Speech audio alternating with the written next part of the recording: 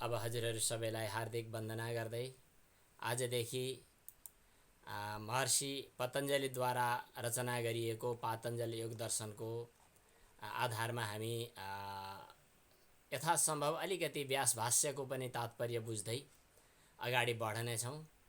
अगाडि हजुरहरूले पनि यो मङ्गलाचरणको श्लोक चाहिँ वाचन त गर्नुभएकै होला पक्कै पनि धेरैले, तर कोही नयाँ साधक पनि हुनुहोला। हजुरहरूले पनि यो पतञ्जलिको वन्दना सम्बन्धी श्लोक वाचन गर्नुहोला। म अगाडि भन्छु हात जोडेर। ओम योगेन चित्तस्य पदेन वाचाम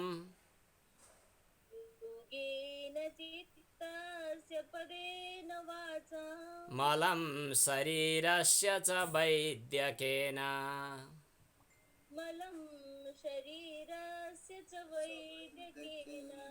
योपाकरोत् तं प्रवरं मुनीनां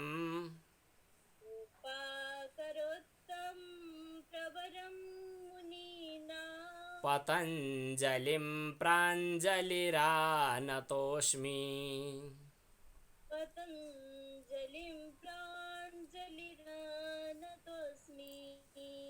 आबाहु पुरुषाकारं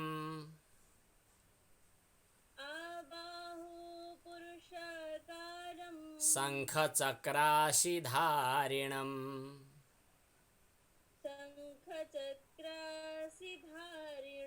सहस्रशिरसं श्वेतं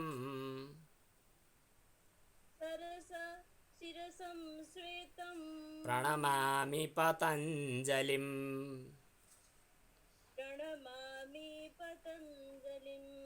अज्ञानतिमिरान्धस्य ज्ञानाञ्जनशलाकया चक्षुरुन्मीलितं येन तस्मै श्रीगुरवे नमः। जुन पतञ्जलि मुनिले योगद्वारा चित्तको शुद्ध हुने तरिका बताउनु भयो, चित्त शोधनको। पदेन भनेको व्याकरण शास्त्रको रचना गरेर, वाचाम भनेको वाणीको शुद्धता हुने कुरा सिकाउनु भयो। वैद्यकेन भनेको वैद्यक शास्त्रको रचना गरेर शरीरस्य शरीरको शुद्धि हुने कुरा बताउनु भयो। शरीरस्य च मलम अपाकरोत् मललाई हटाउनु भयो। तम त्यस्ता मुनीनाम प्रवरम मुनिहरूमध्ये श्रेष्ठ पतञ्जलिम पतञ्जलि मुनिलाई प्राञ्जलि हात जोडेर आनतोस्मि म प्रणाम गर्दछु। आबाहु पुरुषाकारम भनेको पुरुषको आकारमा उपस्थित हुनुभएका, हातमा शङ्ख चक्र गदा धारण गर्नुभएका, असी भनेको तरबार, सहस्र शिर हजार शिर भएका पतञ्जलि मुनिलाई प्रणाम गर्दछु। पतञ्जलि मुनिको जब अवतार भयो त्यतिखेर पतञ्जलि मुनि चाहिँ एक मनुष्यको अवतारको रूपमा आउनुभयो। पतञ्जलिका विभिन्न अवतारको सम्बन्धमा धेरै कथा आख्यानहरू छन्, हजुरहरूले अरू बेला पनि सुन्नुभयो होला। संक्षेपमा एउटा त पतञ्जलि मुनिको धन्वन्तरीकै जस्तो अवतार पनि मानिन्छ, एउटा चाहिँ लगभग यो व्याकरणको रचना गर्ने पतञ्जलिको हातमा शेषशाही भगवानकै अवतारको रूपमा भगवान प्रकट हुनुभएको थियो भन्ने पनि छ, पतत अञ्जलि। यी प्रक्रियाहरू आफ्ना अलग अलग शास्त्रीय विषय हुन्। हामीलाई चाहिँ पतञ्जलि मुनिले ज्यादै महत्त्वपूर्ण एउटा सूत्र दिनुभयो, जुन सूत्रको आधारमा धेरै ऋषिमुनिहरू, धेरै साधकहरू, नेपालमा गोरखनाथ लगायत अरू पनि धेरै साधकहरूले परम्परागत रूपमा योग विद्याको प्रवर्तन गरिरहनु भएको छ। जुन योग विद्यामा हजुर हामी पनि जुट्न पाएका छौँ सौभाग्यले। यो सबै सौभाग्य दिने, यो सबैको मूल चाहिँ पतञ्जलि मुनि हुनुहुन्छ भनेर हामी पतञ्जलि मुनिलाई प्रणाम गर्दछौँ। आजदेखि हामी पातञ्जल योग सूत्रको व्याख्या गर्नेछौँ र यसको व्याख्या भाष्य लेख्नुहुने व्यासको व्यास भाष्य छ, व्यास भाष्यको पनि हामी अलिकति दृष्टि दिनेछौँ थोरै, र कति सकिन्छ हामी अलिकति तीव्र गतिमा नै योगशास्त्रलाई, योगसूत्रलाई पढ्ने प्रयास गर्नेछौँ। यद्यपि यसको अगाडि सूत्रहरू हजुरहरूले धेरैले पढ्नुभएको पनि होला, तर पनि कति शुद्ध उच्चारण नहुन सक्छ, पद पदको अर्थ नखुल्न सक्छ। त्यसैले एकपटक पढे पनि पढ्ने। शास्त्रम सुचिन्तितमपि प्रतिचिन्तनीयम, शास्त्र चाहिँ पढे पनि फेरि पढ्ने। त्यस ढङ्गले हजुरहरू सबैलाई यस ज्ञान यज्ञमा हार्दिक स्वागत गर्दछु। आदरणीय केन्द्रीय प्रभारीज्यू उपस्थित हुनुहुन्छ, अरू सबै साधक साधिकाहरू, साध्वी जी पनि यहाँ उपस्थित हुनुहुन्छ। हजुरहरू सबैको उपस्थितिले मलाई उत्साह बढेको छ र धेरै योग साधकहरू जो वन्दनीय हुनुहुन्छ, हजुरहरू सबैको योग साधना अझै सफल बनोस् भगवान् पतञ्जलिको कृपाले, यो अपेक्षा सहित अब आज हामी पातञ्जल योग दर्शनको शुभारम्भ गर्दछौँ। शुभारम्भमा हामी मलाई एउटा यहाँ पातञ्जल योग सूत्रको पुरानो यो ग्रन्थ प्राप्त थियो। यो पातञ्जल योग सूत्र जहाँ वाचस्पति मिश्रले रचना गरेको एउटा टीका र व्यास भाष्य सहितको थियो। यसभन्दा पनि अझ राम्रो र अझ अनुकूल हुने गरी एउटा अर्को पुस्तक उपलब्ध गराइदिनु भयो सरस्वतीजीले। यो मसँग साथमा थिएन। यस अर्थमा मैले यही पुस्तकलाई आधार मानेर अगाडि बढाउँछु। पातञ्जल योग दर्शनम। हजुरहरूले पनि यो पुस्तक साथमा छ, एकदम राम्रो। छैन भने यही मूल पुस्तक चाहिँ हाम्रो सरस्वती पाण्डेजी अथवा अरू साधकहरूसँग पनि हुनसक्छ। कम्प्युटर प्रति लिन पनि सक्नुहुन्छ। म स्क्रिन सेयर गरेर अगाडि बढाउँछु। पातञ्जल योग दर्शनम तत्र प्रथमः समाधिपादः। यसको जग, यसको भूमिका, यसको पृष्ठभूमिका सम्बन्धमा हजुरहरूलाई मैले धेरै भनिरहनु पर्ने आवश्यकता परेन। यसमा चारवटा पाउहरू छन्, समाधिपाद, साधनपाद, विभूतिपाद र कैवल्यपाद। सबै गर्दा जम्मा जम्मी 195 सूत्रहरू छन्। पहिलोमा समाधि भनेको उत्तम साधकहरूको लागि, उत्तम अधिकार प्राप्त योगीहरूको लागि, मतलब समाधिमा पुग्न सक्ने क्षमता भएकाहरूको लागि समाधिको कुरा गरियो। त्यसका लागि आवश्यक पर्ने जो साधनहरू हुन् त्यसको दोस्रो पाउमा बताइयो। साधनाको क्रममा 8 अङ्गहरूको पनि चर्चा गरियो। 8 अङ्गको साधना गर्दै जाँदा बिचमा जो सिद्धिहरू हुन्छन्, अनौठा अलौकिक विशेष सिद्धिहरू प्राप्त हुन्छन्, त्यो सिद्धिको चर्चा चाहिँ तेस्रो पाउमा गरिएको छ। र त्यसपछि कैवल्य भनेको त मोक्ष नै हो। कैवल्य भनेको प्रकृति र पुरुषको बन्धन, प्रकृति र पुरुषको साँठगाँठ अलग हुनु, पुरुष आफ्नो स्वरूपमा स्थिर रहनु र प्रकृतिले पुरुषलाई अलमलमा नपार्नु, यो चाहिँ कैवल्यको अवस्था हो। कैवल्य अवस्था पूर्ण सुखानुभूति, पूर्ण दुःख निवृत्तिको अनुभूतिको अवस्था, दुःख निवृत्तिको अवस्था हो। त्यो अवस्थाको वर्णन चाहिँ कैवल्यपादमा हुनुपर्दछ। हजुरहरूले त कैवल्यपादको बाट अध्ययन गर्ने कि भन्ने चाहना गर्नुभएको थियो।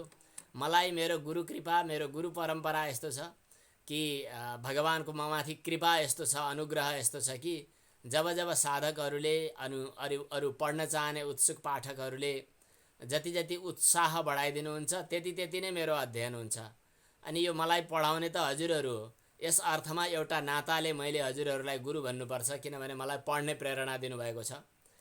यतिखेर बेलुकी वेदान्त पढ्ने प्रेरणा दिने गुरुहरू पनि हुनुहुन्छ। योग पढ्ने प्रेरणा जसले दिनुभयो हजुरहरू मार्फत भगवानको प्रेरणा मिलेको छ भन्दै हजुरहरूलाई पनि वन्दना गर्दछु र योगानुशासन अथवा योगशास्त्रको हामी आरम्भ गर्दछौँ। म सुरुमा सूत्र पनि मन्त्रको रूपमा, यी महत्त्वपूर्ण मन्त्र नै मान्छु म चाहिँ। सूत्र पनि हजुरहरूले वाचन गर्नुपर्दछ, यद्यपि कण्ठस्थ छ तर पनि वाचन गर्नुहोला, म्युट भएरै पनि वाचन गर्नुहोला। अब मङ्गलाचरणको रूपमा सुरु गरौँ। अथ योगानुशासनम।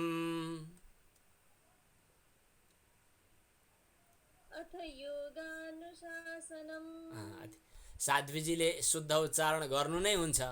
हजुरहरूले उच्चारण गर्दाखेरि पनि ह्रस्वलाई ह्रस्व, दीर्घलाई दीर्घ हुने गरी जसरी उहाँले उच्चारण गर्नुभयो हामीले गऱ्यौँ। यो गा दीर्घ छन्, नु ह्रस्व छ, सा दीर्घ छ, स नम, यसरी। अथ योगानुशासनम। यहाँ अथ शब्द आएको छ सुरुमा। अथ शब्दको अर्थ सामान्यतया अब भन्ने हुन्छ। अब यसपछि भनेको, अब यसपछि भनेको के त भनेको चाहिँ अब अथ शब्दको अर्थ धेरैवटा हुन्छन्। एउटा चाहिँ अब भनेको सुरु गर्न मात्रै पनि हुन्छ, यहाँदेखि भन्न पनि हुन्छ, अनि यसपछि भन्न पनि मिल्छ। मङ्गलानन्तरारम्भ प्रश्नकार स्नेश्वथो अथ। मङ्गलार्थक पनि अथ शब्द हुन्छ। अथ भनेको मङ्गल हो। सुरुमा वेदको रचनासँगै सृष्टिकर्ताले अथ ओम उच्चारण गर्नुभएको हुनाले यी दुवैलाई मङ्गलको रूपमा मानिन्छ। त्यसकारणले अथ भनेको मङ्गल पनि हो। यसपछि भनेको पनि हो अधिकार गरियो। अथेत्ययम अधिकारार्थः, यो व्यास भाष्य जो सूत्रको भाष्य छ, जसले यो भाष्य पढ्न उत्सुक हुनुहुन्छ उहाँहरूका लागि यो झन् काम लाग्छ भनेर मैले संक्षिप्त रूपमा व्यास भाष्यको पनि अगाडि म बढाउँछु। योगानुशासनम भनेको योग सम्बन्धी शास्त्रको हामी अब सुरु गर्दछौँ। यो सुरु गर्दछौँ भन्ने कुरा नभनिकन पनि सुरु भयो। अनुशासन भनेको शास्त्र हो। शास्त्र जुन धातुबाट बन्छ अनुशासन पनि त्यही धातुबाट बन्छ। यहाँ चाहिँ अनुशासन शब्दको अर्थ, शास्त्र शब्दको अर्थ अनादिकालदेखि चलिआएको यो परम्परागत शास्त्र हो है, मैले बनाएको होइन भनेर यो शास्त्रको अनादि परम्परा छ भन्ने कुराको पनि सङ्केत गरियो। अथ इति अयम अधिकारार्थः, अथ शब्दको अर्थ यसपछि, यहाँदेखि भनिएको। योगानुशासनम नाम, योगानुशासन नाम गरेको शास्त्र, अधिकृतम वेदितव्यम, यहाँबाट अधिकार अर्थात् यहाँबाट शुभारम्भ भयो, यहाँदेखिबाट अब अगाडि लगियो भन्ने कुरा यहाँ सुरु भयो। योगः समाधि, योगको परिभाषा के हो त भन्दा समाधि हो। हुन त योग चित्तवृत्ति निरोध भन्यौँ, चित्तवृत्ति निरोध नै समाधि हो। त्यसकारणले योगः समाधि, योग भनेकै समाधि हो। सच सार्वभौमश्चित्तस्य धर्मः, त्यो समाधि भन्नु योग भन्नु जो हो त्यो एक किसिमको चित्तको धर्म विशेष हो। चित्तको पनि एउटा धर्म हो, चित्तको एउटा स्वभाव हो। हुन चित्तका भूमिकाहरू 4 किसिमका छन् भन्ने कुरा पछाडि प्रसङ्गमा आउँछ पनि, यहाँ नाम मात्रै सुरु गरेर लिएको हो। अरू क्षिप्त, मूढ, विक्षिप्त र एकाग्र यिनको भेद चाहिँ पछाडि बताइन्छ। तर चित्त चाहिँ 4 किसिमका छन्, एउटा क्षिप्त, एउटा मूढ, एउटा विक्षिप्त र एउटा एकाग्र, अनि निरुद्ध, निरुद्ध पनि भयो। यस प्रकार 5 वटा चाहिँ चित्तका के भूमिकाहरू छन्। तत्र विक्षिप्ते चेतसी, जब चित्त विक्षिप्त हुन्छ, जब चित्त चाहिँ विक्षिप्त अवस्थामा हुन्छ त्यतिखेर विक्षेपोपसर्जनीभूतः समाधिर न योग पक्षे वर्तते, विक्षेपको साधनको रूपमा आएको समाधि चाहिँ योगको सहयोगी हुँदैन। विक्षेप अवस्थामा चाहिँ, क्षिप्त अवस्थामा, मूढ अवस्थामा र विक्षिप्त अवस्थामा भनेको छ। विक्षिप्त अवस्थामा, विक्षिप्त भूमिकामा योग चाहिँ समाधि चाहिँ योगका लागि यो सफल सार्थक हुँदैन। यस्तु एकाग्रे चेतसी, जब चित्त एकाग्र अवस्थामा रहन्छ त्यतिखेर सद्भूतम अर्थम प्रद्योतयति, यो योगले समाधिले सद्भूतम अर्थम भनेको यथार्थ वस्तुलाई, यथार्थ अर्थलाई प्रद्योतयति प्रकाशित गर्दछ। छिणोति च क्लेशान, क्लेशहरूलाई यसले नष्ट पनि गर्दछ। कर्मका बन्धनलाई श्लथयति भनेको शिथिल बनाइदिन्छ। निरोधम अभिमुखम करोति, निरोधलाई अभिमुख बनाइदिन्छ। त्यो अवस्थालाई सम्प्रज्ञात योग, सम्प्रज्ञात समाधि यस्तो भन्न सकिन्छ। योग भनेको समाधि हो, त्यो सम्प्रज्ञात अवस्थामा हुन्छ। सच त्यो सम्प्रज्ञात अवस्थाको समाधि पनि 4 किसिमको छ, त्यो पछाडि हामी बताउने छौँ। तर नाम मात्रै अहिले लिएको। वितर्कानुगः, वितर्कानुगतः, विचारानुगतः, आनन्दानुगतः र अस्मितानुगतः, यस प्रकार 4 वटा यिनका चाहिँ परिस्थितिहरू छन् सम्प्रज्ञात योगका। यिनीहरू पछाडि हामी बताइनेछ। सर्ववृत्ति निरोधेतु, सम्पूर्ण वृत्तिहरूको निरोध भएको अवस्थामा चाहिँ असम्प्रज्ञात समाधि हुन्छ। सम्प्रज्ञात समाधि भनेको चाहिँ चित्त एकाग्र भएको बेलामा सद्भूतम अर्थम द्योतयति, सद्भूत अर्थलाई प्रकाशित गर्दछ।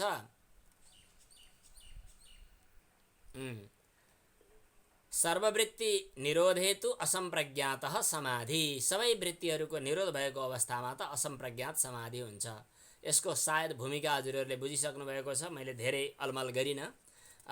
ग्रन्थका कुनै पनि सुरुमा यसको विषय के हो भनेर बताइन्छ। योगानुशासन भनेपछि योग नै यसको विषय भयो। शास्त्रको विषय के हो, अनि प्रयोजन के हो, चित्तवृत्ति निरोध अनि सुख निरतिशयानन्द प्राप्ति अथवा कैवल्य भाव प्राप्ति, यसको प्रयोजन भयो। अधिकारी को हो अनि यसका चाहिँ सम्बन्ध के हुन्, यी कुराहरू चाहिँ अगाडि आउँछन्। यिनीहरूको पनि संक्षेपमा हामीले चर्चा गऱ्यौँ र गर्छौँ पनि। यसको चाहिँ शुभारम्भ गर्ने हिरण्यगर्भ हुनुहुन्छ। हिरण्यगर्भो योगस्य वक्ता नान्यः पुरातनः, यो पनि एउटा प्रसङ्ग छ। भगवान शिवजीले चाहिँ पार्वतीलाई उपदेश गर्नुभएको भन्ने पनि कतिपय योगशास्त्रहरूमा प्रसङ्ग पाइन्छ। जे होस्, पहिला योगशास्त्रको उपदेश गर्ने हिरण्यगर्भ हुनुहुन्छ भन्ने कुरा पनि प्रसङ्गहरूमा, पुराणहरूमा र अन्यत्र सूत्रहरूमा, मूल ग्रन्थहरूमा पनि पाइन्छ।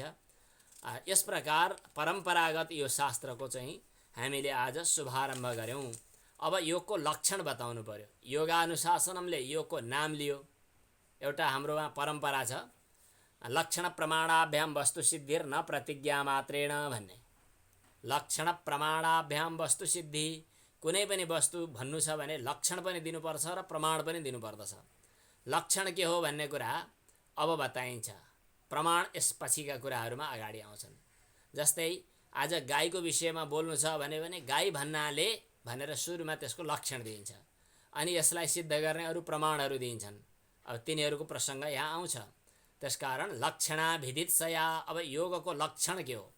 लक्षण अभिधित्सा भनेको भन्ने इच्छाले, अभिदधाति भन्छ, अभिधित्सा भन्ने इच्छा, अभिधित्सु भन्न चाहने व्यक्ति, अभिधान भनेको भन्नु छ नि, विवक्षु भने जस्तै। लक्षणाभिधित्सया भनेको योगशास्त्रको लक्षण बताउने इच्छाले इदम सूत्रम प्रववृते, यो सूत्र सुरु भयो, प्रवर्तन भयो, सुरु भयो। योगश्चित्तवृत्ति निरोधः, उच्चारण गर्नुहोला।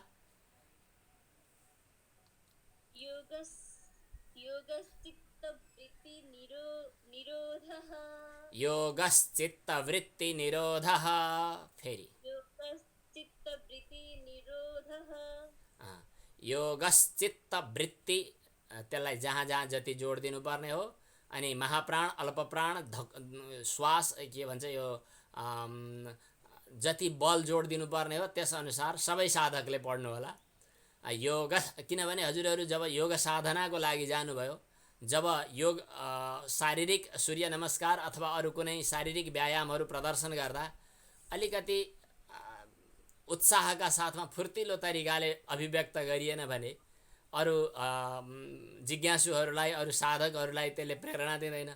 त्यस्तै उच्चारण गर्दा पनि आहा उहाँको उच्चारण भनेर भनुन्, त्यस किसिमको तयारी गर्नका लागि सूत्र कण्ठ पनि हुनु पर्यो र उच्चारणमा त्यही किसिमको तयारी पनि हुनु पर्यो।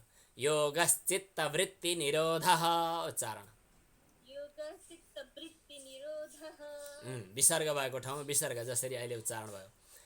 योगः भनेको, योग भनेको चित्तवृत्ति निरोधः, चित्तको वृत्तिलाई निरोध गर्नु। निरोध शब्दको सामान्य अर्थ हो रोक्नु। अब हामी अन्यत्र अरू शास्त्रहरूको ग्रन्थको प्रमाणहरूको यहाँ झरी लगाएर अलमल गर्दैनौँ। सीधा सीधा शब्दको अर्थ योग भनेको के हो? चित्तको वृत्तिलाई रोक्नु हो। वृत्ति भन्नाले पछाडि आउँछ। वृत्ति भन्नाले हाम्रो मनले जे जस्ता विषयहरू सम्झिन्छ त्यही विषयको आकारमा चित्त ढल्छ। घट सम्झिँदा घटाकार, पट सम्झिँदा पटाकार चित्त हुन्छ। त्यसलाई चित्तको वृत्ति भन्छन्। एउटा एउटा विषय नसम्झिकन चित्त बस्दैन। तत्तत विषयको आकारमा वृत्ति चाहिँ ढल्छ, त्यो वृत्ति भयो। बाहिर पोखिने काम हो, छरिने काम। चित्त चाहिँ छरपष्टै हुने काम, त्यसलाई निरोध गर्ने, रोक्ने भनेको। एउटा सानो दृष्टान्त बताउँ, लौकिक। एउटा चाहिँ पावर हाउस हुन्छ, बिजुली उत्पादन गर्ने ठाउँमा। त्यो पावर हाउसमा बिजुलीको एनर्जी कलेक्सन हुन्छ। त्यो पावर हाउसमा कलेक्सन गर्दाखेरि सुरक्षित तरिकाले राखिएन भने त्यो लिकेज भयो भने जहाँ पनि जान सक्छ र बिग्रिन सक्छ। त्यसलाई सङ्कलन गरेर राख्यो र सदुपयोग गरेर गर्ने ठाउँमा तारको माध्यमले पठायो, केबलको माध्यमले। अब हाम्रो खोलामा पानी छ, त्यो पानी खेर गइरहेको छ, त्यसलाई एक ठाउँमा जम्मा गर्यो भने त्यसैबाट इलेक्ट्रिसिटीको उत्पादन हुन्छ। हाम्रो वृत्ति पनि बाहिर त्यत्तिकै बिना अर्थमा छरपष्ट छरिरहेको छ। यसलाई निरोध गर्दा आवश्यकता अनुसार हामीलाई लौकिक कार्यका लागि ऊर्जा पनि प्राप्त हुन्छ। यसलाई नपोखिन दिँदा यो छरियो भनेदेखि ऊर्जा चाहिँ खेर जान्छ, प्रवाहित हुन्छ। एकदम सामान्य अर्थमा बुझ्ने यो पनि एउटा भनाइ हुन्छ। सर्वशब्दाग्रहणात् सम्प्रज्ञातोपि योग इत्याख्यायते। यहाँ सर्वचित्तवृत्ति निरोधः भनेर त लेखिएन, सर्व शब्दको ग्रहण गरिएको छैन। सर्वशब्दाग्रहणात्, सर्व शब्दको ग्रहण नगरेको हुनाले सम्प्रज्ञात अवस्थामा एक किसिमको चित्तवृत्तिको निरोध हुँदैन। त्यसकारणले सर्व शब्द ग्रहण गरेको भए सम्प्रज्ञात समाधिलाई योग मान्न मिल्दैन थियो, असम्प्रज्ञातलाई मात्रै योग भन्नु पर्थ्यो। यहाँ सर्व शब्दको ग्रहण गरेको छैन, त्यसकारणले सम्प्रज्ञात अवस्थामा पनि योग भनेर भन्न सकिन्छ। सर्व शब्द अग्रहणात्, सर्व शब्दको ग्रहण नगरेको हुनाले सम्प्रज्ञातलाई पनि योग भनेर भनिन्छ। चित्तम हि प्रख्या प्रवृत्ति स्थितिशीलत्वात् त्रिगुणम, एउटा प्रख्या, एउटा प्रवृत्ति र एउटा स्थिति, यी तीन किसिमको भएको हुनाले त्रिगुणात्मक भनेर भनिन्छ। प्रख्या, प्रवृत्ति र स्थिति। अब प्रख्या रूपम भनेको चित्तको प्रख्या रूप जो हो त्यो हो चित्त सत्वम, चित्तको सत्व रजस तमोभ्याम संसृष्टम, सत्वगुण रजोगुण र चित्त सत्वम रजस तमोभ्याम संसृष्टम भनेको रजोगुण र तमोगुणले संसृष्ट भएको, मुछिएको र ऐश्वर्य विषय प्रियम भवति, ऐश्वर्य सम्बन्धी विषयहरूलाई मन पराउने वाला हुन्छ। त्यही चित्तवृत्ति जो हो तमसा अनुविद्धम, तमोगुणले यदि अनुविद्ध भयो भने अधर्म, अज्ञान, अवैराग्य र अनैश्वर्य रूप बन्छ। तदेव त्यही चित्तवृत्ति प्रक्षीण मोहावरण, मोहरूपी आवरण नष्ट भएको अवस्थामा सर्वतः प्रद्योतमानम, सबैतिरबाट प्रकाशमान भएको, अनुविद्धम रजोमात्रया, अलिकति रजोमात्राले छोइएको मात्र, तर धर्म, ज्ञान, वैराग्य, ऐश्वर्यले युक्त भएको हुन्छ। ऐश्वर्योपगम भवति। तदेव त्यही चित्तवृत्ति रजोलेश मलापेतम, रजोगुणको लेश मलले रहित भएको, स्वरूप प्रतिष्ठम, आफ्नो स्वरूपमा स्थिर रहेको, सत्व पुरुषान्यता ख्याति मात्रम, यस किसिमको चाहिँ जो अवस्था हो त्यो चाहिँ धर्म मेघ ध्यानोपगम भवति। जो अन्तिम समाधि, यो हाम्रो योग सूत्रको अन्तिम सूत्र, अन्तिम प्रसङ्गमा चाहिँ धर्ममेघ भनेर चाहिँ आएको छ। कैवल्यपादको करिब करिब अन्तिम सूत्रमा धर्ममेघ समाधि भनेर भनिएको छ। धर्ममेघ ध्यानोपगम भवति, यस किसिमको हुन्छ। तत्परम प्रसङ्ख्यानम इति आचक्षते ध्यायिनः, त्यसपछि प्रसङ्ख्यान भनेर बताइएको हुन्छ। तत्परम, त्यसपछि यो चाहिँ हामी कैवल्यपादको क्रममा हामी पछाडि पढ्नेछौँ। चितिशक्ति अपरिणामिनी अप्रतिसङ्क्रमा दर्शित विषया शुद्धा च अनन्ता च सत्वगुणात्मिका च इयम अतः विपरीता विवेक ख्यातिरिति, यस किसिमको विवेक ख्याति हुन्छ। अतस्तस्याम विरक्तम चित्तम तामपि ख्यातिम निरुणद्धि, त्यो विवेक ख्यातिलाई पनि निरुद्ध अवस्थामा पुर्याइदिन्छ। तदवस्थम, त्यस अवस्थामा रहेको जो चित्तवृत्ति हो त्यो संस्कारोपगम भवति। स निर्बीजः समाधि, त्यतिखेर चाहिँ त्यो समाधिलाई निर्बीज समाधि भनिन्छ। निर्बीज समाधिको अवस्थामा न किञ्चित सम्प्रज्ञायते, कुनै पनि बिउ पनि बाँकी रहँदैन संस्कारको, र कुनै पनि प्रतीति, कुनै पनि वृत्ति, कुनै पनि ज्ञात अवस्था रहँदैन, त्यो चाहिँ असम्प्रज्ञात समाधि पनि भनिन्छ। त्यसकारणले एक किसिमले विचार गर्दा यो सम्प्रज्ञात समाधि र असम्प्रज्ञात समाधिको रूपमा दुई किसिमको मानियो। असम्प्रज्ञात अवस्थालाई पनि हामी चित्तवृत्ति निरोधभित्रै मान्यौँ, किनभने यहाँ सर्व शब्दको ग्रहण गरेको छैन माथि। यस प्रकार चित्तवृत्ति निरोध पनि दुई किसिमको छ। स द्विविध योगश्चित्तवृत्ति निरोधः। हामीले अलिकति चाहिँ व्यास भाष्यको पनि थोरै हल्का हल्का छिटो छिटो हामीले आवर्तन गरेका छौँ। यहाँ के भयो त, यस ग्रन्थमा चित्तको वृत्तिको निरोधलाई नै योग नामले बताइएको छ। हुन त योगका परिभाषा अरू अरू ग्रन्थमा अरू अरू ढङ्गले पनि बताइयो, तर यहाँ चाहिँ योगको परिभाषालाई चित्तवृत्तिको निरोध भनेर बताइयो। अब यसपछि तदा द्रष्टुः स्वरूपे अवस्थानम, यो तेस्रो सूत्र भयो। तदवस्थे चेतसी भनेको चित्तवृत्तिको निरोध भएको अवस्थामा रहेको चित्तमा विषयाभावात्, कुनै पनि विषयहरू त्यहाँ स्फुरण हुँदैन। चित्त छ तर विषय छैन।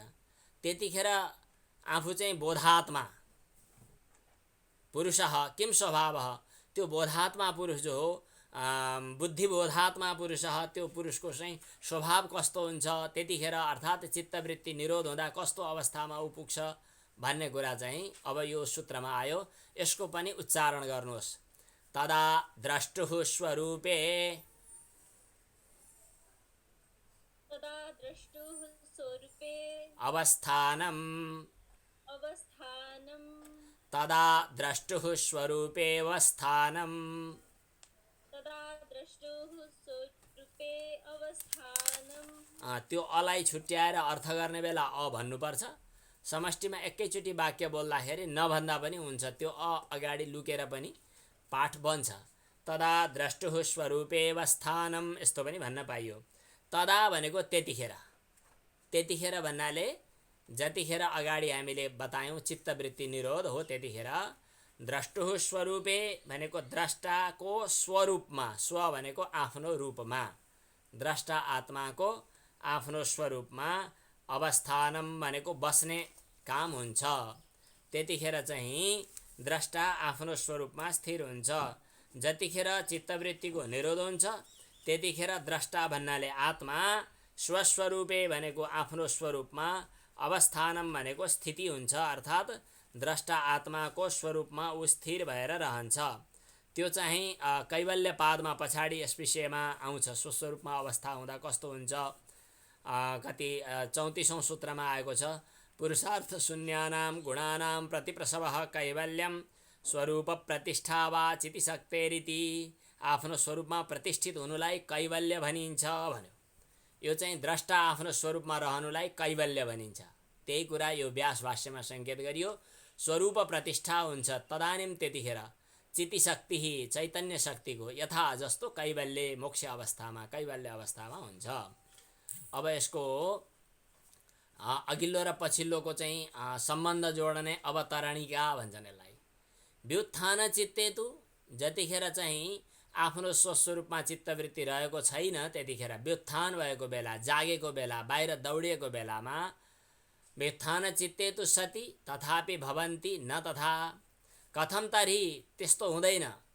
कस्तो हुन्छ त भन्दा तिनीहरू विषय देखाइएको हुनाले विषयाकार बन्दछन्। यो अर्को चौथो सूत्रमा आयो। वृत्ति सारूप्यम इतरत्र, उच्चारण गर्नु होला। वृत्ति सारूप्यम इतरत्र, छुट्याएर भन्दा इतरत्र भन्न पनि पाइन्छ। हजुर, जोडेर पनि भन्न सकिन्छ। छुट्याएर भन्दा इतरत्र पनि भन्न पाइन्छ है। वृत्ति सारूप्यम इतरत्र, वृत्ति सारूप्यम इतरत्र। इतरत्र त्र लगाइदिएपछि कहाँ, यहाँ, वहाँ भन्नुपर्छ। अत्र तत्र पढ्नुभयो। सर्वत्र भनेको सबैलाई थाहा छ, सबै ठाउँमा। इतरत्र भनेको अर्को अवस्थामा भनेको, त्यहाँ, वहाँ, अर्कै ठाउँमा भनेको। इतरत्र भनेको अर्को अवस्थामा, अर्थात् द्रष्टाको स्वरूपमा नरहेको अवस्थामा। यो त स्वस्वरूप भयो, त्यसकारणले यो आफ्नो अवस्था भयो। त्यो चाहिँ भिन्न अवस्था भयो, त्यसकारणले इतरत्र भनेको अर्कै अवस्थामा, अर्थात् वृत्तिमा बाहिर दौडिएको अवस्थामा। वृत्ति सारूप्यम भनेको वृत्तिको जस्तै समान रूप हुन्छ। वृत्ति जस्तो छ त्यतिखेर जस्तो अवस्था छ वृत्ति, अथवा वृत्ति जस्तो छ त्यस्तै बन्छ आत्मा पनि। आत्माको अवस्था पनि वृत्तिको जस्तै हुन्छ अनि वृत्त्याकार बन्दछ। जब योग साधनाबाट चित्तको वृत्तिको निरोध भएको हुँदैन त्यतिखेर द्रष्टा आफ्नो स्वरूपमा रहन सक्दैन, चित्तको वृत्तिको अनुरूप रहन सक्दैन, आफ्नो के अरे स्वस्वरूपमा रहन सक्दैन। चित्तको वृत्ति अनुरूप भएर त्यो बगेर जान्छ, आफ्नो वास्तविक स्वरूपको ज्ञान पनि हुँदैन। त्यसकारण त्यतिखेर चित्तवृत्ति निरोध पनि हुँदैन। यो कुरा यसको अर्थ भयो। इतरत्र भनेको अर्को अवस्थामा, अर्थात् विषयको चिन्तन गरिरहेको अवस्थामा।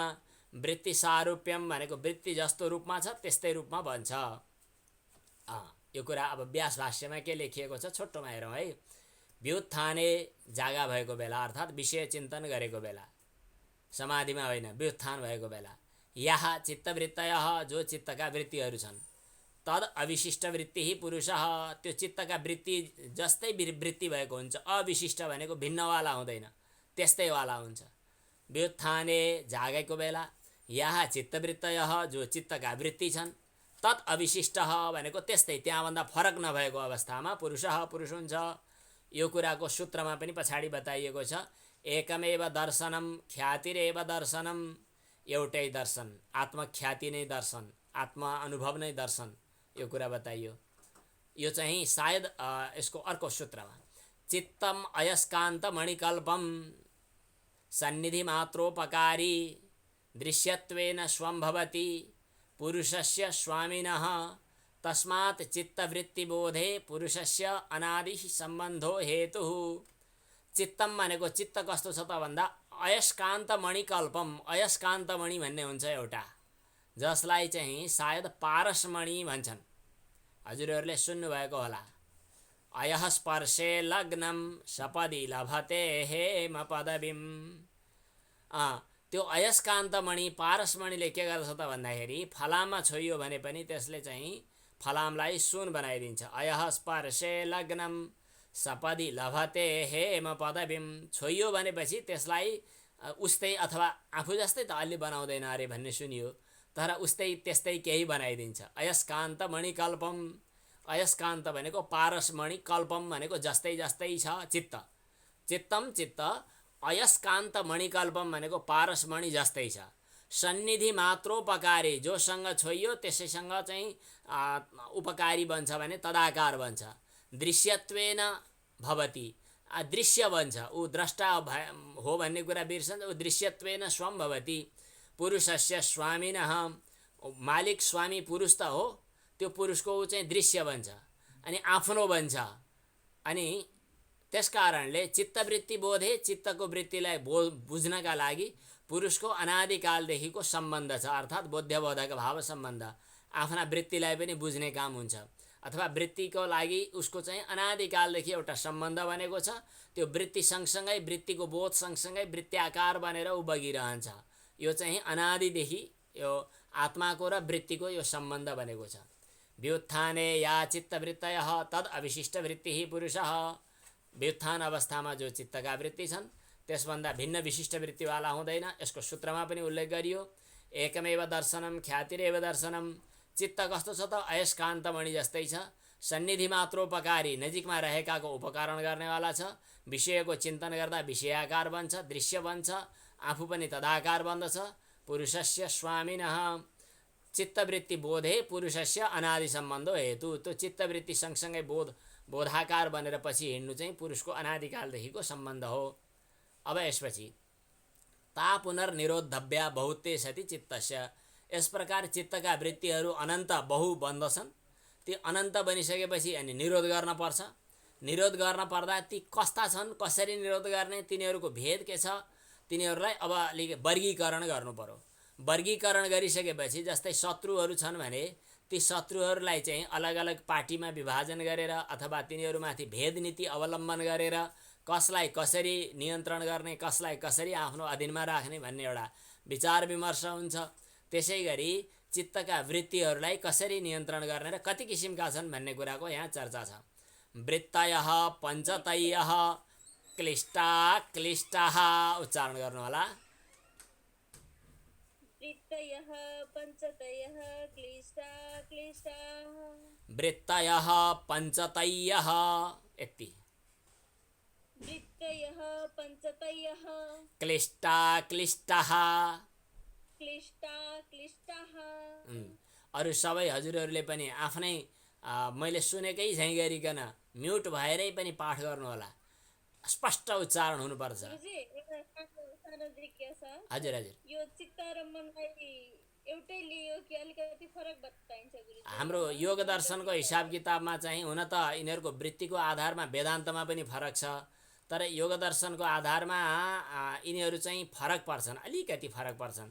तर हामी यहाँ समष्टिमा चित्तवृत्ति भनेर भन्दाखेरि अब त्यसमा मन पनि मिसिन चाहिँ जान्छ। तर मन मिसिन जाँदाखेरि पनि अलिकति स्वभाव अनुसार चाहिँ चित्त चाहिँ बढी चिन्तन प्रधान हुन्छ, मन चाहिँ सङ्कल्प विकल्प प्रधान हुन्छ वेदान्तको अरू दर्शनको हिसाब किताबले। त्यस कारणले चित्तभन्दा मनलाई पनि समेटियो, मन मात्रै भन्दा अलिकति समेटिएन भनेर थोरै समष्टिमा भनेर चित्त शब्द प्रयोग गऱ्यौँ। त्यसमा मनको पनि थोरै भूमिका चाहिँ मन पनि छ। चित्त भन्दा मन पनि समेटिन्छ, तर मनभन्दा चित्त अलि समेटिँदैन। त्यसलाई अलिकति अगाडि फेरि आउँछ मन। यो मैले कसरी छुट्याउन पर्ने भयो भन्दाखेरि मन, बुद्धि र अहङ्कार यी तिनटालाई साङ्ख्य दर्शनमा पनि योग दर्शनमा पनि छुट्टा छुट्टै भूमिकामा राखेको छ। मन चाहिँ इन्द्रिय सँगसँगै यो चाहिँ पछि उत्पत्ति हुने क्रममा पनि यो पछि उत्पन्न भएको भनेर मानिन्छ। अनि बुद्धि र अहङ्कार चाहिँ यिनीहरू चाहिँ महत्त्व र अहम तत्त्वको रूपमा यी अगाडि प्रकट भएका मानिन्छन्। तिनीहरूभन्दा अलि पुस्ता पछाडिको पर्छ मन। बुद्धि र अहङ्कार भन्दा पुस्ता। हजुर हजुर जस्तो मैले सानो उदाहरण भन्नु पर्दाखेरि गुरुजीले पढाएको मलाई मन पर्यो र गुरुजीले पढाएको मलाई चित्त बुझ्योमा फरक देखियो। अनि व्यवहारमा त खासै त्यति धेरै फरक त परेन हाम्रो यहाँ शास्त्रीय दृष्टिले हेर्दा ठिकै छ। त्यसमा चाहिँ थोरै काम अनुसार फरक चाहिँ वेदान्तमा त छुट्टै मानिहालिन्छ। मनका देवता चन्द्रमा, अनि मन चाहिँ सङ्कल्प विकल्प गर्दछ। बुद्धिको चाहिँ ब्रह्मा, चित्तको वासुदेव भन्छ, अहङ्कारको रुद्र भन्छ। वासुदेव पालन पोषण गर्दछ, ऊ चाहिँ सताउँदैन, दुःख दिँदैन। चित्त चाहिँ मन चाहिँ अलि बढी हैरान पार्छ। चित्त चाहिँ चिन्तन गरेर निष्कर्षतिर पुर्याउने, चिन्तन गरेर एउटा कुनै कुराहरूलाई बुद्धिको सहयोग गर्ने काम गर्दछ। मन चाहिँ अलिकति बढी चञ्चल हुन्छ। मनले चाहिँ अलि बढी सङ्कल्प विकल्प मात्रै बढी गर्दछ। हामी व्यवहारमा कहिलेकाहीँ चित्तका कामलाई मन र मनका कामलाई चित्त पनि भन्छौँ। ठिक छ, चित्त बुझ्यो र मन पर्यो पनि यस अर्थमा त मिल्छ कि जस्तो लाग्यो मलाई।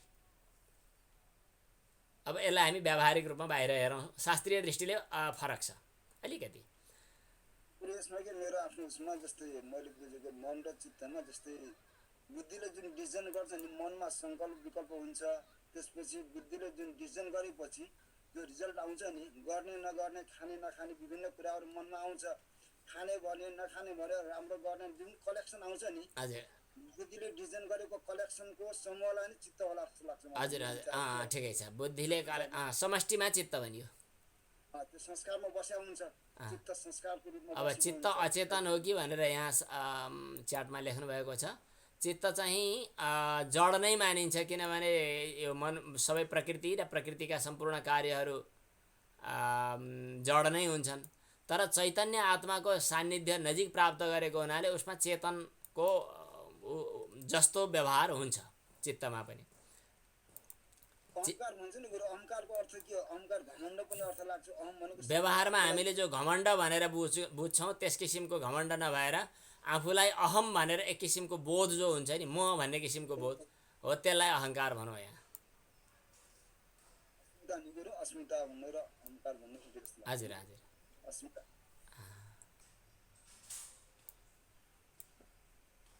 हुन्छ। यसलाई अलिकति पाठ अगाडि बढाउँ अनि अलि पछाडितिर फेरि एकछिन छलफल विचार विमर्श गरौँला। अब त्यसपछि वृत्तयः पञ्चतयः, मनका वृत्ति भनिँदैनन्। मनका वृत्ति भनेर समष्टिमा भन्नु मिल्दैन, तर चित्तका चाहिँ वृत्तिहरू हुन्छन्। यी क्लिष्ट हुन त मनले पनि गर्ने काम उस्तै उस्तै हो, तर मनले चाहिँ अलिकति थोरै सेरोफेरोलाई बुझ्यो, चित्तले चाहिँ यसलाई अलि समष्टिमा बुझ्यो। वृत्तयः पञ्चतयः क्लिष्टा क्लिष्टाः, यसको अर्थ हो वृत्तयः भनेको वृत्तिहरू जो अगाडि हामीले बतायौँ।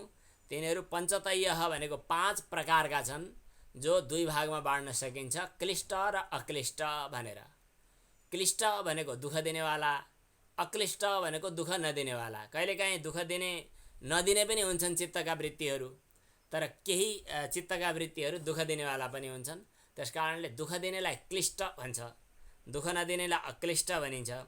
यस प्रकार क्लिष्ट र अक्लिष्टका भेदले 2 थरी बाँडिएका, तर समष्टिमा वृत्तिहरू 5 थरी हुन्छन्। क्लेश हेतुकाः, क्लेशको कारण भएका। कर्माशय प्रचय क्षेत्रीभूता, कर्मको आशय भनेको चाहिँ ग्रन्थीलाई, प्रचय भनेको फैलाउने अथवा सङ्कलन गर्ने क्षेत्र भएका ती केही वृत्तिहरू क्लिष्ट छन्। ख्याति विषयाः गुणाधिकार विरोधिनः अक्लिष्टा, ख्यातिलाई अर्थात् ज्ञानलाई सहयोग गर्ने, गुणको अधिकारको विरोध गर्नेवाला चाहिँ, माने गुण कर्म आशय यसलाई फैलाउनेवाला चाहिँ क्लिष्ट। त्यसलाई चाहिँ अलिकति फैलाउन भन्दा पनि त्यसलाई चाहिँ अलि एकाग्र शान्त बनाउनलाई अभिप्रेरित गर्नेवाला केही चाहिँ अक्लिष्ट। क्लिष्ट प्रवाह पतिता अपि अक्लिष्टाः, क्लिष्टको प्रवाहभित्र रहेका पनि केही चाहिँ अक्लिष्ट पनि हुन्छन्। क्लिष्ट छिद्रेषु अपि अक्लिष्टा भवन्ति, केही क्लिष्टभित्र अक्लिष्ट, अक्लिष्टभित्र क्लिष्ट पनि हुन्छन्। तथा जातीयका यस किसिमका संस्कारहरू वृत्तिभिरेव क्रियन्ते, वृत्तिद्वारा नै गरिन्छन्। संस्कारैश्च वृत्तयः, संस्कारद्वारा वृत्ति र वृत्तिद्वारा संस्कार, यिनीहरूको एक आपसमा चक्र चलिरहेको हुन्छ। संस्कारद्वारा वृत्ति बन्छ र वृत्तिद्वारा संस्कार बन्छ। संस्कार भनेको चाहिँ मनभित्र बीजको रूपमा रहेको त्यो कर्म गर्ने, त्यो बीज सोच्ने, त्यो व्यवहार गर्ने भनेर त्यसको बीजको रूपमा रहेको संस्कार भयो। अनि क्रियाकलापमा कार्यान्वयनमा अगाडि आएको वृत्ति भयो। अनि वृत्तिले पनि संस्कार बन्दछ। जस्तै आज हामी यो पढ्न बस्यौँ, यस किसिमको एउटा अध्ययनाकार विषयाकार वृत्ति बन्यो। यसले शुभ संस्कार हाम्रो हृदयमा बस्यो, संस्कार दियो, त्यस कारणले हामी वृत्तिमा अभिप्रेरित भयौँ। यस प्रकार वृत्ति र संस्कार, संस्कारबाट वृत्ति, यी दुईटा अन्योन्याश्रित जस्ता छन्। वृत्ति संस्कार चक्रम अनिशम आवर्तते, वृत्तिको र संस्कारको चक्र रात दिन घुमिरहेको छ। तदेवं भूतम चित्तम, यस प्रकारको चित्त अवसिताधिकारम आत्मकल्पेन व्यवतिष्ठते। अवसिताधिकारम भनेको यसको क्रिया कार्यक्षेत्र चाहिँ समाप्त भएपछि, उसको दौडधुप समाप्त भएपछि आत्मकल्पेन व्यवतिष्ठते, ऊ आत्माको रूपमा स्वस्वरूपमा स्थिर भएर रहन्छ। अथवा भनौँ चित्तवृत्ति प्रलय हुन्छ, समाप्त हुन्छ। यस प्रकार पनि समाधि अवस्था अथवा स्वस्वरूपमा अवस्थित रहेपछिको अवस्था चाहिँ त्यो हुन्छ। अब यसपछि यी वृत्तिहरू क्लिष्ट र अक्लिष्ट कति थरी छन् भन्दा 5 थरी भन्यौँ। ती 5 थरी के हुन् त हजुरहरूले पढ्नु भएको पनि छ, तर यसलाई फेरि मसिनो गरी फेरि दोहोऱ्याएर पनि विचार गरौँला। 5 थरी के ताहा क्लिष्टाश्च अक्लिष्टाश्च पञ्चधाः वृत्तयः। क्लिष्ट पनि अक्लिष्ट पनि यिनीहरू 5 किसिमका वृत्तिहरू छन्। के यसलाई चाहिँ अगाडि बढाउँ। अब हजुरहरूले वाचन पनि गर्नुहोला। प्रमाण विपर्यय विकल्प निद्रा स्मृतयः। प्रमाण विपर्यय विकल्प निद्रा स्मृतयः। प्रमाण विपर्यय विकल्प निद्रा स्मृतयः। प्रमाण विपर्यय विकल्प निद्रा स्मृतयः। प्रमाण वृत्ति, विपर्यय वृत्ति, विकल्प वृत्ति, निद्रा वृत्ति र स्मृति वृत्ति। स्मृतिको बहुवचनमा स्मृतयः भयो। स्मृति स्मृति स्मृतयः, हरिहरि हरयः भने जस्तै, कवि कवि कवयः भने जस्तै यी 5वटा वृत्तिहरू हुन् भनेर एकैचोटि एक ठाउँमा समास गरेर जोडेर एकै ठाउँमा राखिदियो। प्रमाण विपर्यय विकल्प निद्रा र स्मृति, यी 5वटा वृत्तिहरू हुन्।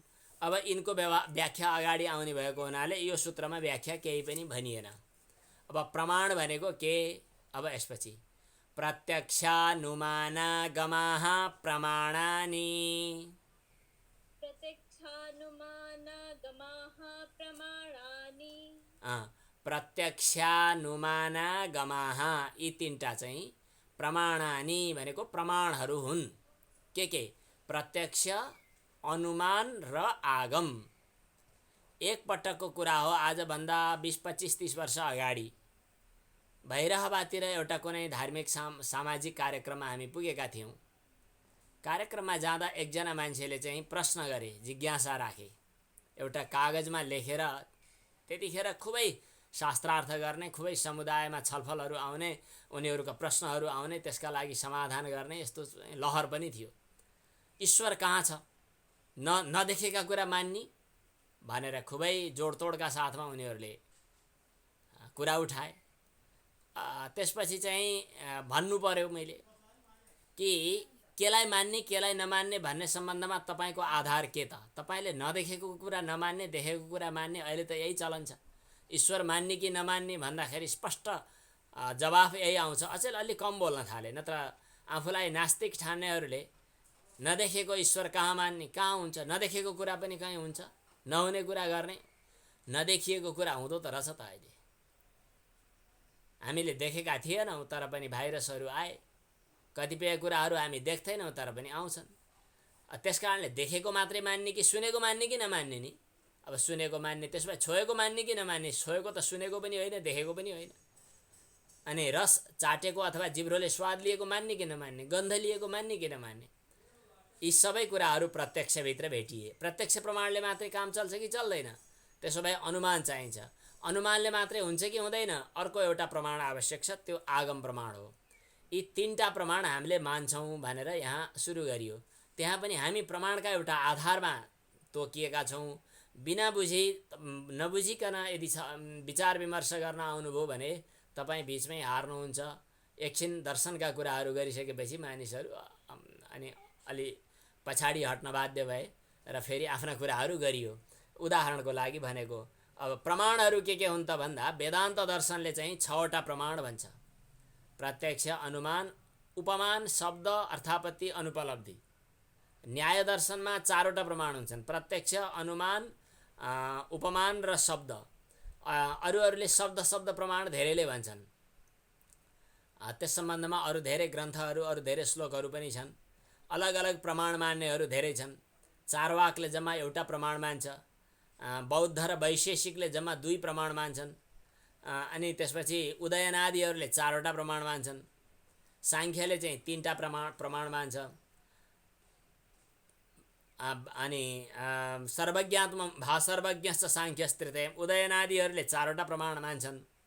यस प्रकार अनि मीमांसकहरूमध्ये फेरि 5वटा प्रमाण मान्ने पनि छन्। यस प्रकार प्रमाणलाई अलग अलग आफ्नो दर्शनको सिद्धान्त अनुकूल मान्ने प्रचलन पनि हुन्छ। त यहाँ प्रत्यक्ष हामी चाहिँ 3टा प्रमाण मान्छौँ र 3टा भित्र सबै समेट्छौँ। के प्रत्यक्ष, अनुमान र आगम भन्नु होला। प्रत्यक्ष, अनुमान, आगम यी 3टा प्रमाण हुन्छन्। बहुवचनमा आगमाः भनियो। प्रत्यक्षानुमानागमाः प्रमाणानि। प्रत्यक्ष, अनुमान र आगम यी 3टा प्रमाणहरू हुन्छन् भयो। अब प्रत्यक्ष भनेको के हो? टीकामा थोरै सङ्केत गरिएको छ, सर र अगाडि बढाउँछु। इन्द्रिय प्रणालीका या इन्द्रिय रूपी नालीबाट, नाली भनौँ अथवा पाइप भनौँ, इन्द्रिय रूपी प्रणालीबाट, इन्द्रिय रूपी माध्यमबाट चित्तस्य, चित्तको बाह्य वस्तु उपरागात भनेको बाह्य वस्तुसँग राग टाँसिने भएको हुनाले, बाह्य वस्तुसँग साँठगाँठ हुने भएको हुनाले, तद्विषय भनेको त्यो बाहिरको वस्तुको विषयलाई ग्रहण गर्नेवाला।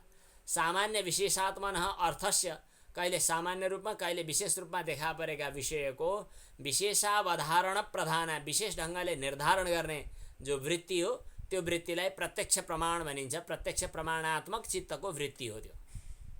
जस्तै अगाडि एउटा घट छ, यहाँ विद्यार्थीलाई पढाउनु पर्ने थियो अर्को वेदान्त विषयमा, त्यसैले घैँटो अगाडि राखिराखेको छु। यो घट अगाडि देखेपछि घैँटो हो भनेर भन्नुपर्दा घटाकार चित्तवृत्ति बन्यो। इन्द्रिय यसो गर्नुपर्दा के भयो त भन्दा चित्त भनेको त यता हाम्रो हामी चाहिँ मुटुतिर देखाएर चित्त भन्छौँ, कसैले मस्तिष्कतिर देखाएर भन्छन्। मस्तिष्कतिर देखाउनेहरू चाहिँ शरीरलाई चेतना मान्छन्। मुटुतिर देखाउनेहरू हामी हृदय कमल, हृदयाकाश भन्छौँ। यसले चाहिँ कुनै अध्यात्म छुट्टै चिजलाई चाहिँ चेतना मान्छन्। जे होस्, यो चाहिँ इन्द्रिय प्रणालीका भनेको यो द्वार मार्फत बाह्य वस्तु भनेको यो विषयलाई यो मन चाहिँ अथवा चित्त चाहिँ यो इन्द्रिय माध्यमबाट यहाँ गएर यतदाकाराकारित बन्यो। बाह्य वस्तुमा उपराग भयो, त्यसमा टाँसियो अनि तद्विषयक बन्यो। र यहाँ 2 ढङ्गले बुझिन्छ यसलाई, एउटा सामान्य ढङ्गले र एउटा विशेष ढङ्गले। यो केही हो, यो त्यो भनेर जे बुझियो यो सामान्यतया बुझियो। विशेषतया यो घैँटो हो, यो मोबाइल हो, यो कपडा हो, यो पुस्तक हो भनेर बुझियो भने विशेष रूपमा बुझियो। सामान्य रूपमा र विशेष रूपमा अर्थस्य भनेको विषयवस्तुको विशेष ढङ्गले अवधारण गर्नु, निर्धारण गर्नु जो हो, यस किसिमको वृत्तिलाई प्रत्यक्ष भनेर भनिन्छ। फलम अविशिष्टः पौरुषेय चित्तवृत्तिबोधः। यसको फल के हो त भन्दाखेरि पौरुषेय भनेको पुरुष सम्बन्धी चित्तवृत्तिको बोध हुनु नै अथवा यतदाकार चित्तवृत्ति बनेछ भनेर थाहा पाउनु नै चाहिँ यसको फल हो। बुद्धे प्रतिसंवेदी पुरुषः, त्यो बुद्धिको आधारमा त्यसलाई थाहा पाउनेवाला पुरुष हो भन्ने कुरा चाहिँ उपरिष्टात् पछाडि हामी उपपादयिष्यामा बताइनेछ। अनुमेयस्य फेरि अनुमानका कुराहरू आए। धुवाँ देखेर आगोको अनुमान गर्ने। तुल्य जातीयेषु अनुवृत्तः, तुल्य जातीय हुनु पर्यो धुवाँ र आगो। अनि अनुवृत्तः सँगसँगै पछि लागेको। भिन्न जातीयभ्य व्यावृत्तः, भिन्न जातिभन्दा भिन्न अलग भएको, यो जुन किसिमको सम्बन्ध हो। तद्विषयक सामान्यावधारण प्रधान, समान रूपले सामान्यतया अवधारण भनेको निर्धारण गर्ने किसिमको वृत्तिलाई अनुमान भनिन्छ। उदाहरणको लागि देशान्तर प्राप्तेर गतिमत चन्द्रतारकम चैत्रवत। जस्तै चन्द्रमा बिहानी पख चाहिँ बेलुकी पख चन्द्रमा हेर्दा पूर्णिमाको बेलुकी पख पूर्वतिर देखिएको थियो। बिहानी पख चन्द्रमा पश्चिमतिर पुगिसकेछन्। राति सुतेर बिहान उठी हेर्दा त पश्चिमतिर पुगिसकेछन् भने देशान्तर प्राप्ते हे, एउटा देशबाट अर्को देशमा पुगेको हुनाले चन्द्र तारकम भनेको चन्द्रमा पनि तारा पनि गतिमत, गतिले युक्त भएको छ, अर्थात् गतिशील छन्, हिँड्छन् भनेपछि यो के भयो? अनुमान भयो। चन्द्र तारकम, चन्द्रमा र ताराहरू गतिमत भनेको गतिशील छन्, हिँड्छन्। किनभने देशान्तर प्राप्ते हे, एक ठाउँबाट अर्को ठाउँमा पुगेको देखिएको हुनाले। चैत्रवत भनेको चैत्र जस्तै, चैत्र भन्ने नाम गरेको मान्छे छ, त्यो अहिले यहाँ छ, एकछिन पछाडि हिँडेर उहाँ पुग्छ। त्यो गतिमान छ मलाई थाहा छ, त्यो आधारमा चन्द्रमा पनि बिहान त्यहाँ थियो बेलुका त्यहाँ थियो बिहान त्यहाँ पुग्यो भने गतिमान हो भन्ने कुरा पाइयो, अनुमानद्वारा सिद्ध भयो। विन्ध्यश्च अप्राप्ति गति विन्ध्यश्च अप्राप्ति अगति। विन्ध्याचल पर्वत हिजो जहाँ थियो आज त्यहीँ छ, भोलि पनि त्यहीँ रहन्छ भनेपछि त्यो अगतिमान छ, किनभने अप्राप्ते हे, कहीँ एक ठाउँबाट अर्को ठाउँमा पुगेको छैन, त्यस कारणले ऊ गतिशील छैन भन्नु अनुमानद्वारा थाहा हुने यस्तै हो। अब आप्त प्रमाण भनेको चाहिँ जसको प्रमाणलाई जसको भनाइलाई विश्वास गर्न मिल्छ, जसको भनाइमा प्रमाण हुन्छ त्यस्तोलाई आप्त भनिन्छ। त्यस्ता आप्त व्यक्तिले दृष्ट भनेको देखेको अथवा अनुमित भनेको अनुमान गरेर भनेको जोसुकै पनि विषय छ, परत्र स्वबोध सङ्क्रान्त अर्कालाई आफ्नो कुरा बुझाउनका लागि भनिने जो छ, शब्देन उपदिश्यते, शब्दद्वारा उपदेश गरिन्छ। शब्दात् तदर्थ विषयावृत्ति, तदाकार आकारित अन्तःकरणको वृत्तिलाई चाहिँ श्रोताले जो बुझ्छ त्यसलाई आगम भनिन्छ। आगम भनेको कुनै विश्वस्त व्यक्तिले भनेको कुरा। सामान्यतया आगम शब्दले वेदलाई बताउनुपर्छ भन्ने पनि चलन छ। यस्य अश्रद्धेयार्थे वक्ता न दृष्टानुमितार्थ स आगमः प्लवते। कुनै व्यक्तिले भनेको कुरा एकजनाले पत्याउन खोज्यो, अर्काले खोइ भनेर मुख बिगार्यो, यसको तात्पर्य के भयो त उसको भनाइमा अश्रद्धेयार्थे, श्रद्धेय अर्थ छैन, उसको भनाइमा श्रद्धा गर्न सकिँदैन। यस्तो विषयमा वक्ता, त्यस्तो विषयको जो वक्ता छ त्यो न दृष्टानुमितार्थ स आगमः प्लवते, त्यसले अनुमान गरिएको अर्थ पनि पक्का हुँदैन। त्यस्तो अवस्थामा आगम चाहिँ त्यहाँ च्युत हुन्छ। प्लवते भनेको आगम उड्यो, आगम त्यहाँ काम छैन। मूल वक्तरि तु दृष्टानुमितार्थे निर्विप्लवः स्यात्। मूल वक्ता जो छ जसले देखेरै अथवा अनुमान गरेरै शुद्ध स्पष्ट सफा कुरो जसले गर्दछ उसका विषयमा निर्विप्लवः स्यात्। त्यसको विषयमा चाहिँ यो आगम चाहिँ विच्युत हुँदैन, निर्विप्लवः हुन्छ। यस प्रकार प्रमाणको विषयमा यी आए। प्रत्यक्षानुमानोपमान गमाः प्रमाणानि। अब दुईटा सूत्रहरू अगाडि बढाउँ। विपर्ययो मिथ्या ज्ञानम अतद रूप प्रतिष्ठम। उच्चारण गर्नु होला। विपर्ययो मिथ्या ज्ञानम अतद रूप प्रतिष्ठम। विपर्यय भनेको चाहिँ त्यसलाई विपर्यय ज्ञान भनिन्छ जो मिथ्या ज्ञानम, मिथ्या ज्ञान हो। विपर्यय मिथ्या ज्ञानम, विपर्यय त्यो विपर्यय हुन्छ जो मिथ्या ज्ञानम। ज्ञानममा हामी नेपाली उच्चारण गर्दा ग र य जस्तो उच्चारण गर्दछौँ। ज र य जस्तो उच्चारण गर्ने वैदिक नियम छ। ज र य उच्चारण गर्नुपर्ने त्यो शुद्ध उच्चारण हो। तर नेपाली परम्परामा ज र ग र य उच्चारण गर्छन्, त्यो चाहिँ ठिक होइन। विपर्यय भनेको विपर्यय त्यसलाई भनिन्छ जो मिथ्या ज्ञानम, ज र य मिथ्या ज्ञानम ए नै बुझ्ने चलन छ लोकमा। जो मिथ्या ज्ञान हो अतद रूप प्रतिष्ठम भनेको जो तद्रूप भनेको त्यस रूपमा अप्रतिष्ठम प्रतिष्ठित छैन, त्यो प्रमाण हुँदैन। जो त्यस रूपमा छैन, डोरीमा सर्प देखियो त्यो त्यस रूपमा छैन। स कस्मात् न प्रमाणम, त्यो विपर्यय प्रमाण किन हुँदैन? यतः किनभने प्रमाणेन बाध्यते, त्यो अघिल्लो प्रमाणले बाधित हुन्छ। प्रत्यक्ष अनुमान आगमले त्यो बाधित हुन्छ। किन? प्रमाणले के गर्छ? भूतार्थ विषयत्वात्, जे वस्तु भएको छ त्यसै वस्तुलाई विषय गर्दछ। तत्र प्रमाणेन बाधनम, त्यसमा प्रमाणले बाधित गर्नु नै अप्रमाणित हुनुको चाहिँ लक्षण हो। तद यथा, उदाहरणको लागि द्विचन्द्र दर्शनम, आँखामा यस्तो औँलो लगाएर आकाशतिर यस्तो यस्तो गरी घुमाएर हेऱ्यो भने दुईटा चन्द्रमा देखिन्छन्। सद्विषयेण एकचन्द्र दर्शनेन, वास्तवमा एकचन्द्र चाहिँ सत्य छ, त्यो प्रमाणले बाधित हुन्छ। के बाधित हुन्छ? दुई चन्द्रमा देख्नु बाधित हुन्छ। कसैले दुई चन्द्रमा देख्यो भने एउटा के वासुदेव कराघात विह्वलीकृत चेतसा दृष्टम चाणुरमल्लेन शतचन्द्रम नभस्थलम।